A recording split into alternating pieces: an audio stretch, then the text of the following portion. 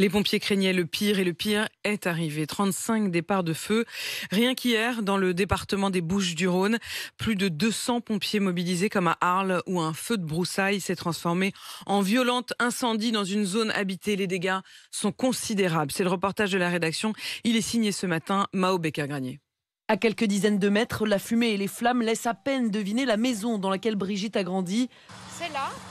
Ça se trouve, voilà, le mas est ici. Impossible pour les pompiers de sauver du feu cette grande bâtisse. Il s'est propagé trop rapidement. Sous le choc, Brigitte n'a plus qu'à constater les dégâts. C'est tout un souvenir, une vie qui part. C'est une vie, des photos, des souvenirs, voilà. Hein. On est né ici et là, ça reste, voilà. On a tout perdu, je veux dire, parce que dedans, il y avait tout. Ça fait mal au cœur. Vraiment mal au cœur. Des dégâts dans la zone périurbaine de Arles, mais aussi dans d'autres zones de végétation dans le Gard. Par exemple, à Générac, 150 hectares de pins et d'arbustes ont brûlé, ce qui a déclenché la colère du maire. Pour lui, ce sont les citoyens qui sont responsables. Je suis très en colère. On sait très bien que 95% des incendies, c'est la main de l'homme. On n'a pas à prendre sa tondeuse ou sa débroussailleuse. Des situations comme ça, c'est tout. Voilà.